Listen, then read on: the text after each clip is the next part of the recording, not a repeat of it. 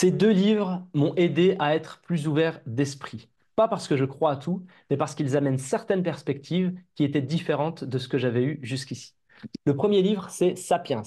Il parle de l'humanité, de son histoire, de comment les civilisations se sont construites, au passage au détriment de grands fauves, par exemple, au détriment de l'environnement aussi, qui a été sculpté, façonné à l'usage de l'homme et qui amène la situation que nous connaissons aujourd'hui. Il parle aussi d'une définition de religion qui est différente de celle que nous avons par défaut. Par défaut, on associe la religion à du divin. Lui, il dit, à partir du moment où j'ai un ensemble d'individus qui croient en quelque chose, y compris la croyance qu'une nation existe, même si génétiquement, ça n'a aucun sens, la nation, il parle de ces religions-là, de l'impact, de comment on utilise ça pour fédérer les peuples, et ainsi de suite. Très intéressante perspective.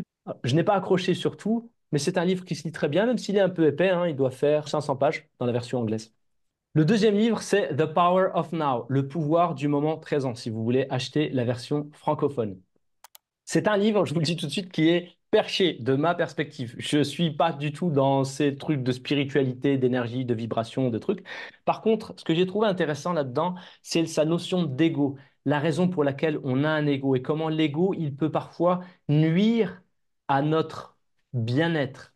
Il insiste aussi beaucoup sur le présent, justement, puisqu'il n'y a que le présent, quelque part, en tant qu'être sensible. Nous ne sommes ni dans le passé, c'est juste des mémoires, ni dans l'avenir qui n'existe pas, et nous sommes dans le présent. Donc c'est beaucoup autour du bien-être, de la prise de conscience de ce qui est important, et après, il y a des choses qui sont pour moi tellement perchées que je n'ai même pas lu tout le livre. J'ai lu suffisamment pour être content de l'avoir acheté, et je vous recommande, si vous voulez lire deux, trois choses, ou à défaut, écouter. Il y a aussi un podcast d'Oprah Winfrey, mais en anglais, qui dure pas mal d'heures à ce sujet et où elle prend chapitre par chapitre et il décortique. Donc, si vous voulez juste découvrir, il y a peut-être moyen aussi de prendre juste des résumés. J'aime bien son concept de pain body et de notre tendance à nous mettre dans une situation où on se plaint, où on se met en victime. Et ça fait écho parce que moi-même, je pense vraiment que un de nos problèmes majeurs, dans notre développement, dans le fait qu'on progresse,